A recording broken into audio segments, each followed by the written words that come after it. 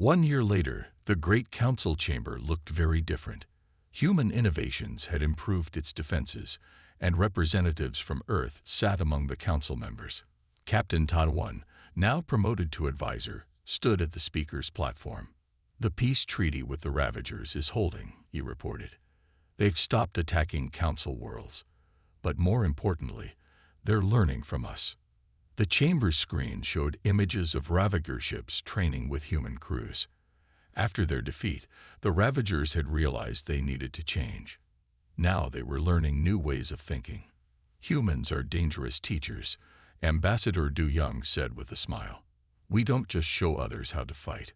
We show them how to think differently." The Council had created new rules for human military forces, not to restrict them, but to help other species understand how humans worked. Combat engineer Jia Yun had become a teacher, showing alien engineers how to improve their technology. "The Ravagers asked me an interesting question yesterday," Jia Yun told the Council. "They wanted to know why humans spend so much time making things better even when they already work well." "What did you tell them?" asked Crix, who now worked closely with the human delegation. "I told them that's how humans find peace, by always trying to make things better."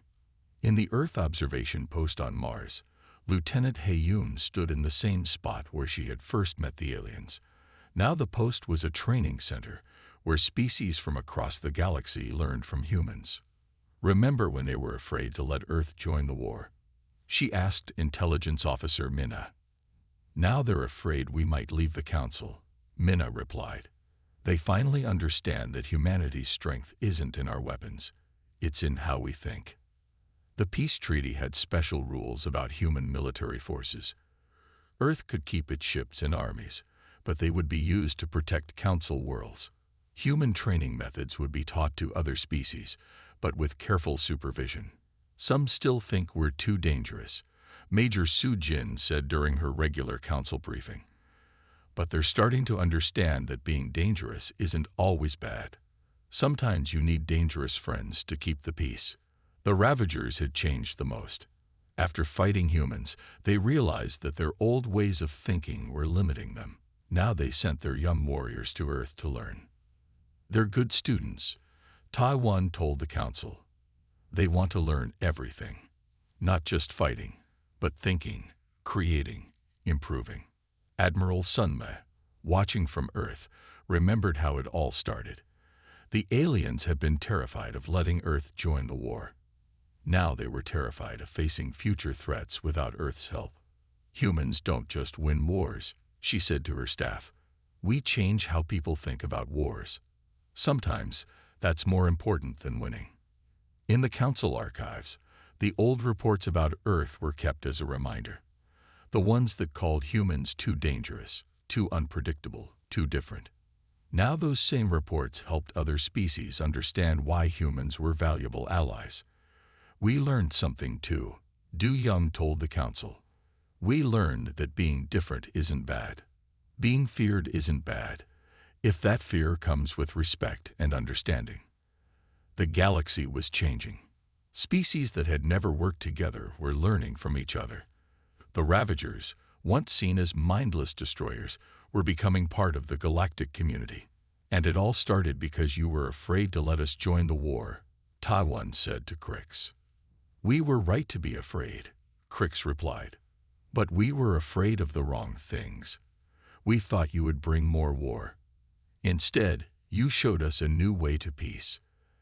As the council session ended, He-Yun looked at the stars through the station's windows.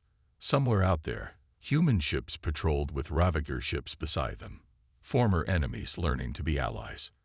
"That's the real victory," she said softly. "Not defeating enemies, but turning them into friends." The galaxy had learned an important lesson.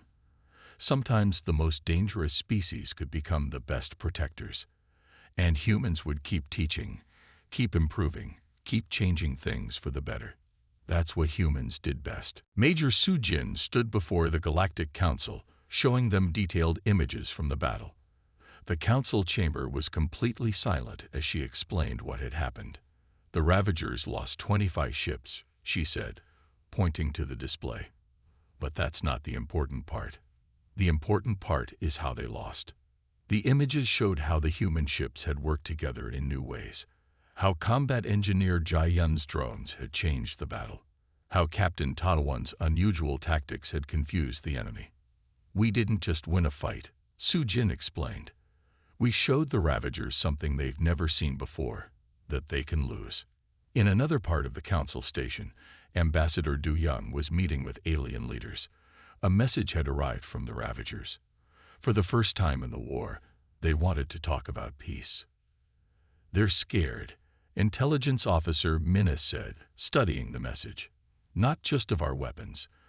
They're scared because they don't understand how we think. The council members were starting to see humans differently now.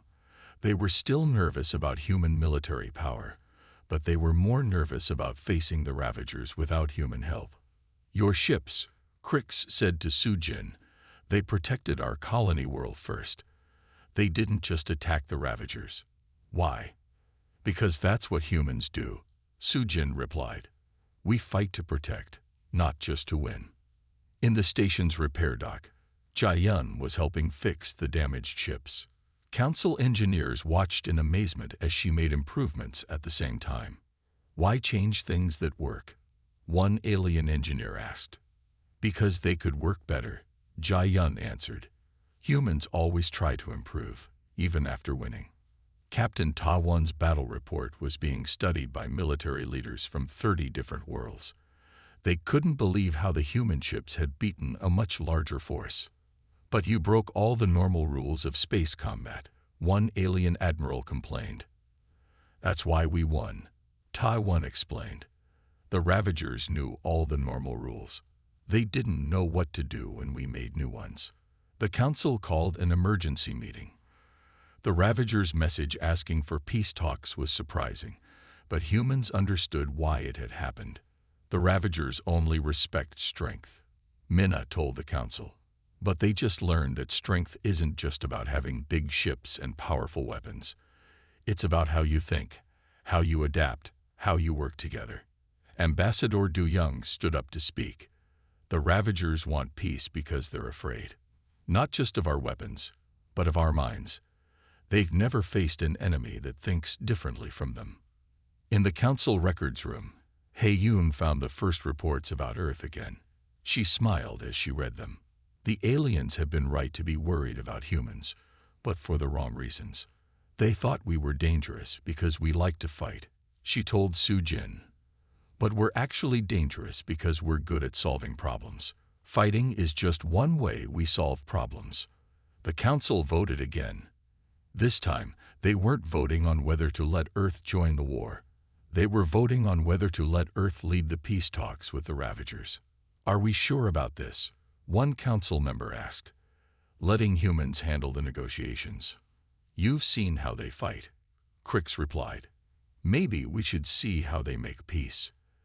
As the vote was counted, Tawan and his crew watched from their ships. The colony they had saved sent them messages of thanks. The Ravagers had gone quiet, waiting to see what would happen next. What do you think they'll do? An alien observer asked Minna, pointing at the Ravager ships in the distance. They'll watch and learn, she said. Just like we did. Just like we always do. That's the real reason humans are different. We never stop learning, never stop trying to make things better. The council's decision was unanimous. Earth would lead the peace talks.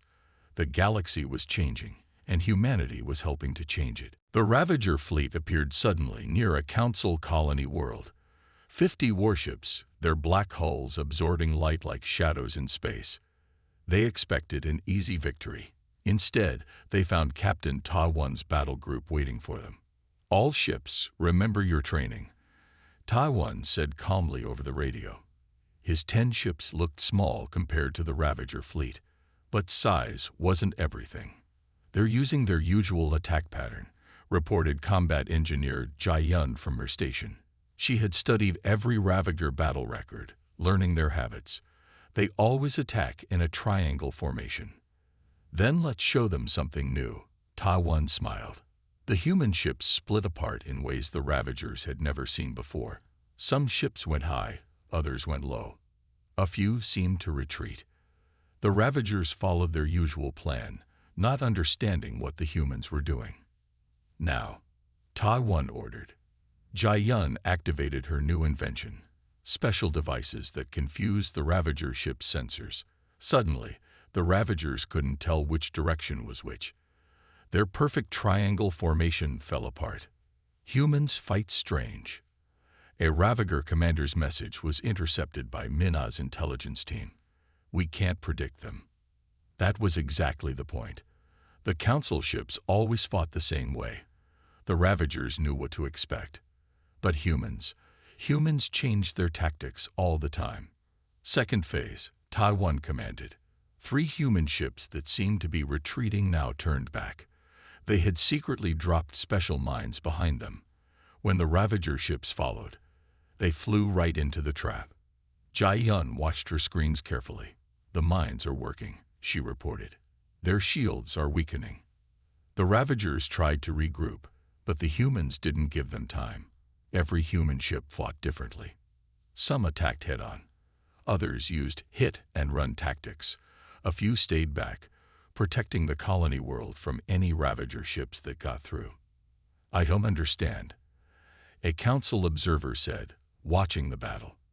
Your ships aren't following any pattern. That is the pattern, Jai-Yun explained.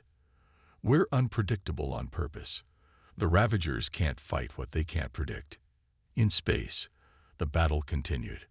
The Ravagers had more ships and stronger weapons, but the humans had something better: creativity. When the Ravagers blocked one tactic, the humans tried something new. Look at their formations, Minna said, studying the battle data. They keep trying to fight like they always do. They don't know how to adapt. Tai-1's voice came over the radio again. Time for the final push. Jai-Yun, show them your latest surprise. Jai-Yun pressed a button. Small drones launched from the human ships. The Ravagers ignored them at first. Drones couldn't hurt their big warships. But these weren't ordinary drones. My drones don't attack ships, Jai-Yun said proudly. They protect them. The drones formed energy shields around the human ships, making them even harder to hit. The Ravagers had never seen shields used this way. They wasted time and weapons trying to destroy the drones while the human ships attacked from new directions. This is impossible. Another Ravager message was intercepted. They're not fighting properly. There is no proper way to fight, Ta-1 said to his crew. There's only winning or losing. The battle ended faster than anyone expected. The Ravager ships started retreating, but they did it the same way they always did. The humans knew exactly where they would go and had set up more traps. When it was over, the colony world was safe. The Ravagers had lost half their fleet. The human ships had damage, but no ships were destroyed. How? The Council observer asked. How did 10 ships beat 50? Because we don't just use our weapons, Jai-Yun explained. We use our minds. We change. We adapt. And most importantly, we work together. The Ravagers learned an important lesson that day. Having the biggest fleet didn't matter if you couldn't think in new ways. The humans had won by being clever, not just strong. As Ta-1's ships regrouped, he sent a simple message to Earth. The Ravagers know now. They understand what they're really fighting. And that was just the beginning. The Great Council chamber was full. Every member of the Galactic Council had come to vote on Earth's petition to join the war. Ambassador Du Young stood at the center platform, ready to make her final speech. Before you vote, she said, remember what the Ravagers have done. They have destroyed 12 worlds in the past month alone. How many more will you let them destroy? The council members shifted in their seats. They knew she was right, but they were still afraid of letting humans join the fight. Crix raised his blue tentacles to speak. We understand the danger, he said. But humans, your ways of fighting are too extreme. You might be as dangerous as the Ravagers. In the Earth Command Center, Captain Ta-1 watched the meeting with Intelligence Officer Minna. They knew something the Council didn't.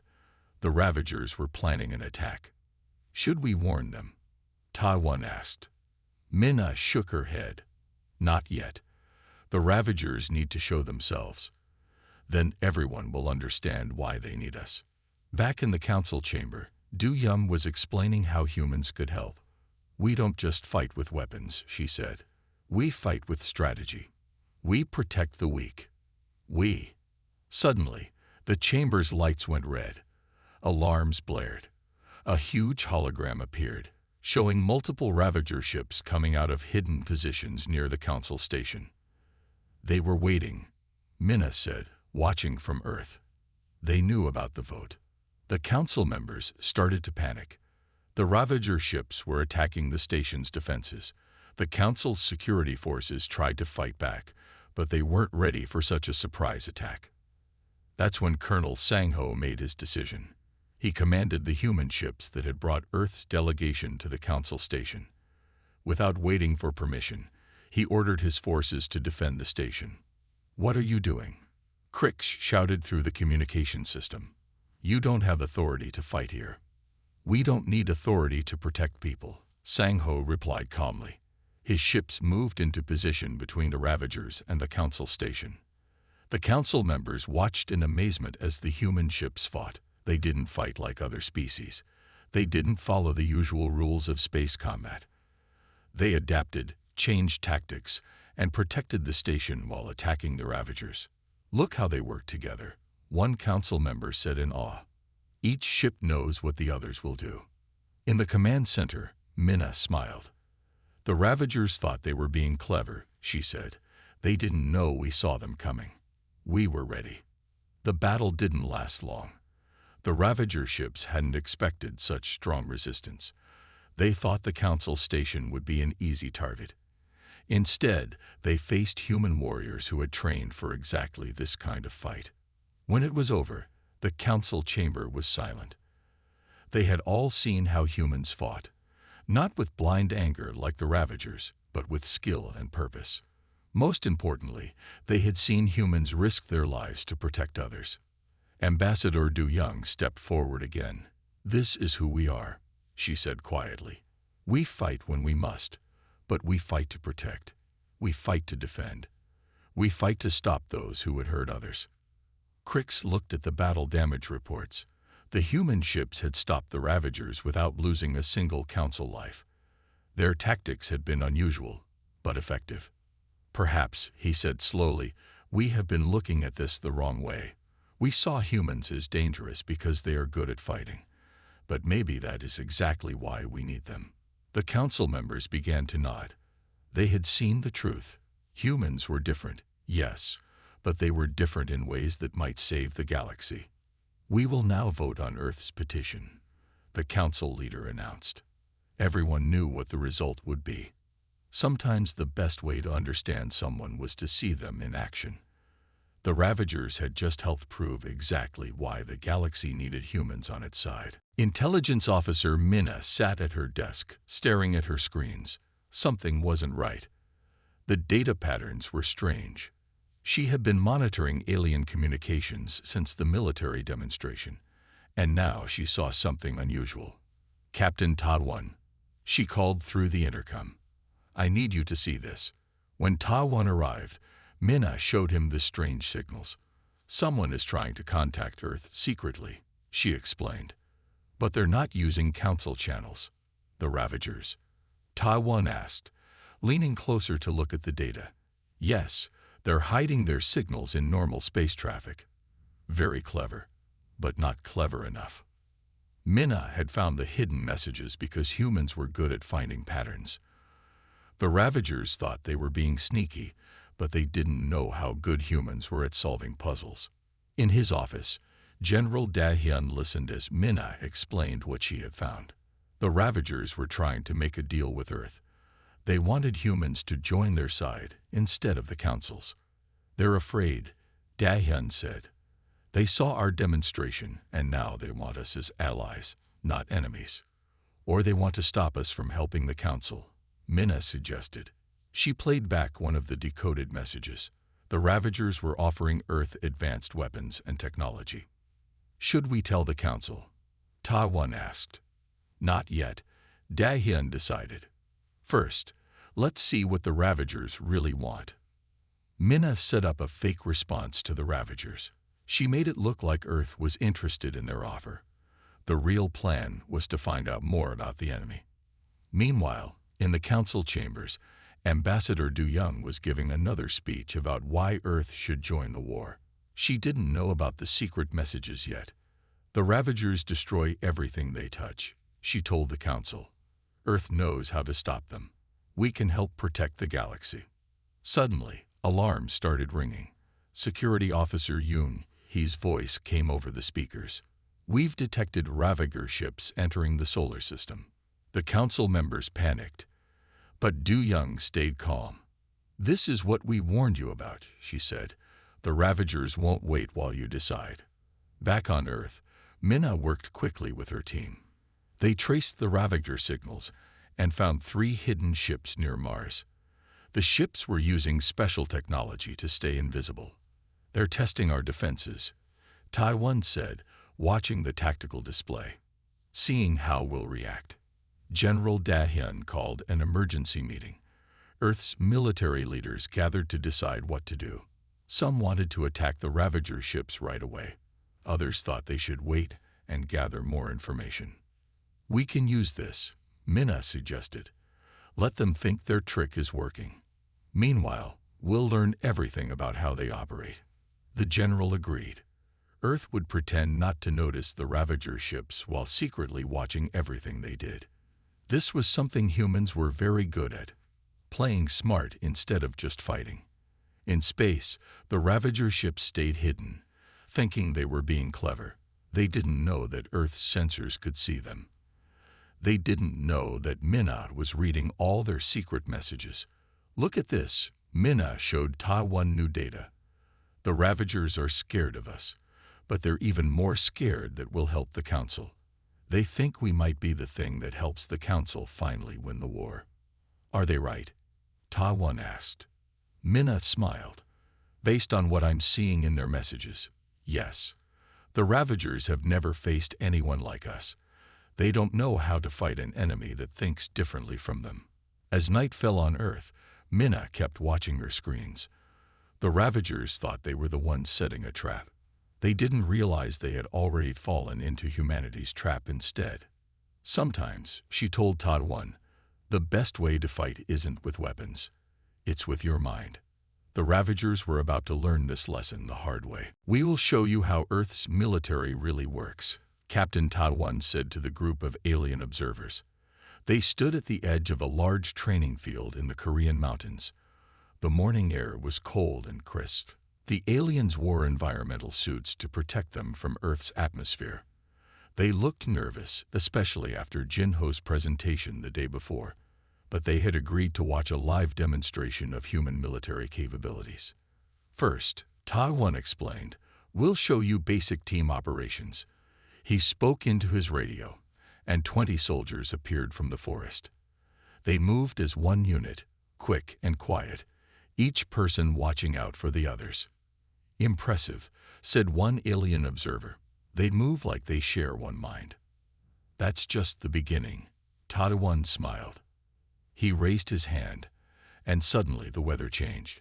Hidden machines created heavy rain and strong winds. The temperature dropped further. The aliens huddled together, shocked by the sudden change. But the human soldiers kept moving, adjusting to the new conditions without slowing down.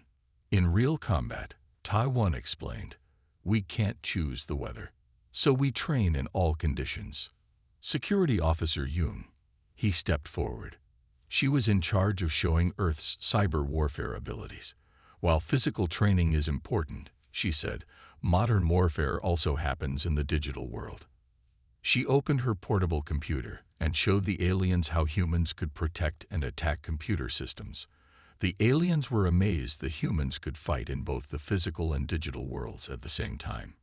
Your species fights in multiple dimensions, one observer said. Physical, digital, psychological, all at once.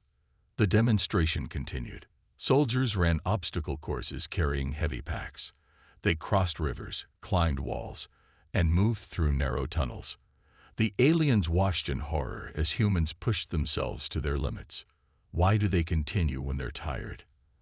asked an alien with crystal skin. "Why not stop and rest?" "Because in real combat, you can't always rest when you want to," Ta-1 explained. "You have to keep going." Then came the part that scared the aliens most. Yoon-hee showed them how humans could hack and take control of enemy systems. The soldiers demonstrated hand-to-hand combat. Medics showed how they could keep fighting while helping wounded teammates. "Enough," cried one alien observer. "We've seen enough." But they hadn't. Taiwan saved the most impressive demonstration for last. As the aliens watched, a soldier got hurt during a training exercise. Instead of stopping, his teammates quickly helped him while continuing their mission. "They adapt instantly," whispered one alien to another. "They help each other without stopping. They keep fighting even when hurt." In the observation bunker, Admiral Sunmai watched through cameras. She smiled as she saw the aliens' reactions. "They're beginning to understand," she said to Hae-yoon. "We're not just showing them our strength, we're showing them our teamwork." The demonstration ended with a surprise. Yoon-hee revealed that while everyone was watching the physical training, she had secretly protected the alien systems from a real cyber attack. "The Ravagers tried to hack your computers while you were here," she explained. "We stopped them without telling you. This is how we really work, doing many things at once, protecting others even when they don't know they need protection." The alien observers were silent for a long time. Finally, their leader spoke. "We came here thinking we would see monsters. Instead, we saw something more frightening. Beings who are powerful but choose to use their power to protect others." As the aliens left the training field, Ta-1 noticed they walked differently. They were still afraid, but now their fear had respect mixed with it. "Do you think they'll let us join the war?" a soldier asked him. "They might not have a choice," Ta-1 replied. "The Ravagers are getting stronger. The galaxy needs defenders who know how to fight in any situation, who never give up, who protect others." He looked at the departing aliens. "They're afraid of us now, but soon they'll be glad we're on their side." Jin-ho stood before the Galactic Council, his uniform neat and crisp. As Earth's military analyst, he had spent months studying both human and alien warfare. Now he had to explain why humans fought so differently from everyone else. "Let me show you a simple example," Jin-ho said, touching the control panel. The big screen showed two armies facing each other on a battlefield. One army had better weapons and more soldiers. "In normal warfare," he explained, "the bigger army wins. But humans?" He changed the image to show a small human force hiding in forests, attacking quickly, and then disappearing. "Humans find ways to win even when they're weaker." The alien representatives shifted uncomfortably in their seats. Admiral Sunmai watched from the back of the room, noting their reactions. She knew what was coming next. "Humans call this guerrilla warfare," Jin-ho continued. "But it's more than that. Humans turn everything into an advantage. Weather, terrain, even their own weaknesses. They use everything." He showed more videos. Soldiers fighting in deep snow, troops crossing burning deserts, teams surviving in thick jungles. With each image, the council members looked more worried. "But the most important thing," Jin-ho said, "is how humans learn and adapt." He played a series of clips showing how human warfare had changed over time. When something doesn't work, humans try something new. They never stop improving. A small gray alien raised its hand. "But surely they have limits. Things they won't do." "Humans have rules for war," Jin-ho agreed. "But these rules make them more dangerous, not less. They train harder because they have limits. They become more skilled because they can't do everything." In the Earth observation room, Captain Ta-1 watched with Lieutenant Hae-yoon. "He's doing well," Ta-1 said, "making them understand without scaring them too much." "Too late for that," Hae-yoon replied, pointing at the screen. Several council members were huddling together, looking frightened. Back in the council chamber, Jin Ho reached his most important point. The Ravagers are strong, but they only know one way to fight. Humans know thousands of ways. We adapt. We survive. We overcome. The room was silent. Then, from the back, a dark figure moved forward. It was the Ravager observer, allowed to attend council meetings under strict rules. Its black armor gleamed as it spoke. "You speak of human warfare as if it is special," the Ravager said. "We have destroyed many worlds. Earth would be no different." Jin Ho smiled slightly. "That's exactly what makes humans dangerous. You think we're like everyone else. We're not." He played one final video. It showed human soldiers practicing with alien weapons they had never seen before. In just 3 days, they had learned to use them as well as their creators. 3 days, Jin Ho said softly. That's how long it took them to master technology they had never seen. Imagine what they could do in a real war. The Ravager observer left quietly, but Admiral Sunmai noticed it was moving faster than usual. Good, she thought. Let them worry. A council member stood up, its crystal body flashing with colored lights. This assessment is disturbing. Humans don't just fight, they study fighting. They perfect it. They teach it to their children. We teach defense, Jin Ho corrected. We teach survival. We teach protection. And that's what makes you most dangerous, Crix said from his seat. You believe in what you're fighting for. You don't just fight because you can. You fight because you think you should. As Jin Ho finished his presentation, he saw the council members talking quietly among themselves. Some looked scared, others thoughtful. The Ravager observer had completely disappeared. They're starting to understand. Admiral Sunmai said quietly to herself. Not just what we can do, but why we do it. And that, she knew, was what really frightened them. 3 years earlier, Lieutenant He-Yun had been having a very normal day at her Mars observation post. She was checking the usual sensor readings when something unusual appeared on her screen. At first, she thought it was a mistake. The sensors showed a structure that hadn't been there yesterday. Base, this is He-Yun, she called through her radio. I'm seeing something strange at grid point 27. Define strange, came the reply from her commander. He-Yun adjusted her sensors. It looks like a building, a perfect cube, just sitting there on the Martian surface.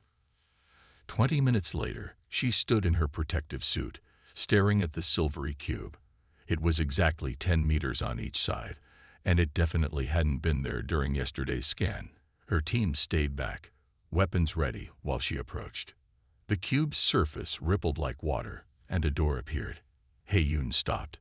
Her heart was beating fast, but her training kept her calm. This was the moment humanity had waited for. First contact. A tall, elegant being stepped out. It had blue skin and looked almost like a human, except for its 4 arms and silver eyes. It raised all 4 hands to show it was peaceful. We come in friendship, it said in perfect English. We have been watching. That day changed everything.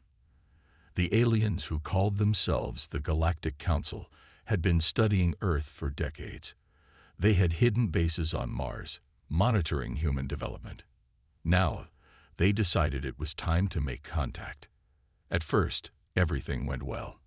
Earth learned about the huge galaxy of different species living together in peace.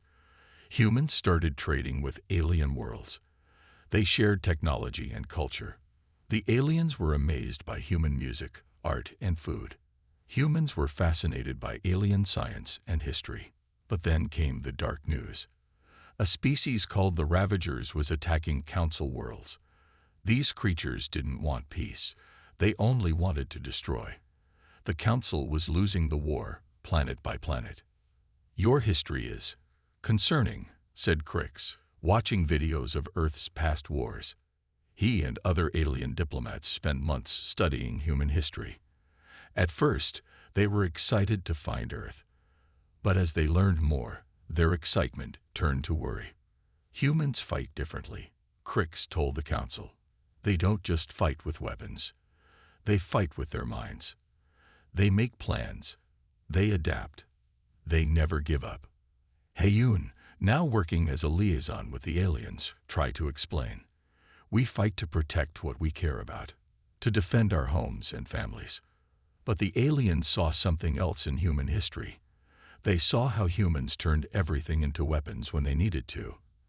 How they'd fought in any environment, deserts, jungles, mountains, oceans. How they kept fighting even when things seemed hopeless. These humans, an alien scientist reported, they trained themselves to be stronger. They pushed their bodies to the limit.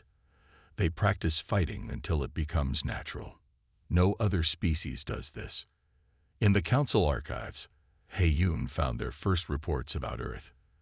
The aliens had watched human sports and thought they were seeing war games. They couldn't understand why humans would compete just for fun. When they saw real military training, they were shocked. Even their games are about fighting, one report said. They play at war. They pretend to fight. What kind of species does this? Now, 3 years later, Heyun stood in the Earth Defense Command Center. On the screens, she could see the council members still arguing about Earth joining the war. She remembered that first day on Mars, how hopeful everyone had been. They're afraid of us, she told Captain Tawan, who had just arrived. Not because we're evil, but because we're different. We see fighting as something normal. Maybe that's exactly why they need us, Tawan replied. The Ravagers don't understand peace. Sometimes you need warriors to protect peace. Heyun nodded.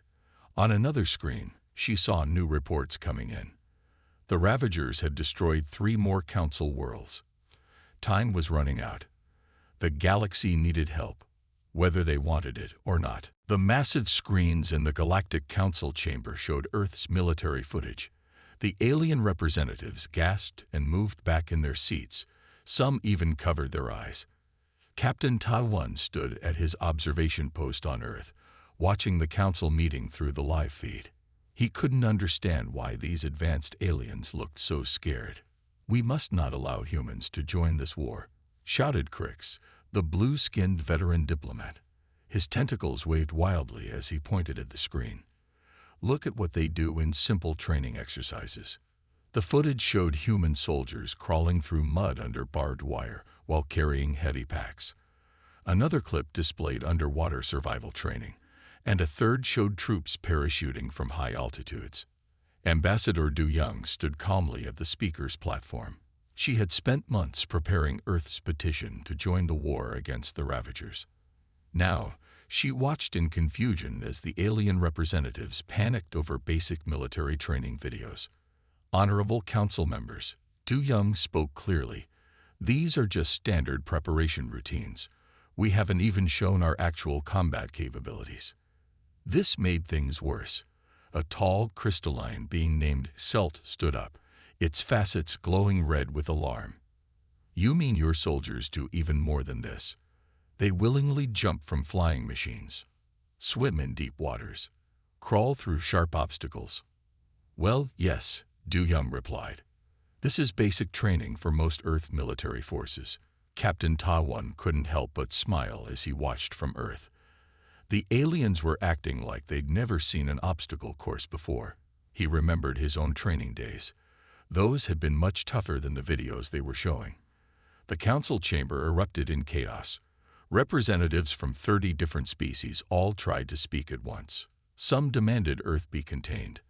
Others wanted to build a barrier around the solar system. A few simply sat there, shaking their heads or whatever passed for heads on their bodies. Admiral Sunmuddy walked up behind Tawan at the observation post. They're taking it better than expected, she said with a slight smile. Better? They looked terrified. Tawan replied, watching another alien representative faint at the sight of Marines doing hand-to-hand combat training. Exactly, Sunmuddy nodded. They're afraid of our basic training. Imagine when they learn about our special forces. On the screen, Ambassador Du Young tried to calm the situation. Council members, please. Earth only wants to help. The Ravagers are threatening everyone. We have experience in warfare that could be valuable. Experience in warfare. A plant-like being rustled its leaves nervously. Your species turns warfare into an art form. You train your young to endure pain and hardship willingly. That's the point of training, Du Young explained patiently. Our soldiers learn to overcome challenges. It makes them stronger, more prepared. The alien representatives huddled together, whispering and sending fearful glances at the human delegation. Crix approached the main platform again, his tentacles now a pale shade of gray. Ambassador Du Young, he spoke slowly, we have seen enough. Your species is impressive, but perhaps too impressive. The Ravagers are brutal, yes. But humans, he paused, looking for the right words. Humans are something else entirely. Back at the Earth observation post, Captain Ta One received a message on his tablet. It was from intelligence. The Ravagers had somehow accessed the Council's broadcast. They too were watching Earth's presentation. Admiral, Ta One showed Sun Mi the message. The Ravagers are watching us. Sun Mi read the message and smiled. Good. Let them watch. Let them see what they might be facing. On the council screens, Ambassador Du Young stood straight and proud. We understand your concerns, but Earth is ready to help. The Ravagers threaten peace in this galaxy. We can stop them together. The council chamber fell silent. The alien representatives looked at each other nervously. Finally, Crix spoke again, his voice trembling slightly. Perhaps we should take a short break to consider this matter further. He turned to his fellow council members. And perhaps we should also reconsider our approach to the Ravagers. It seems we may have other options now. As the council members filed out of the chamber, Captain Ta One couldn't help but notice they gave the human delegation a very wide berth. The galaxy was about to learn something important. Sometimes the most frightening ally could be the best one to have.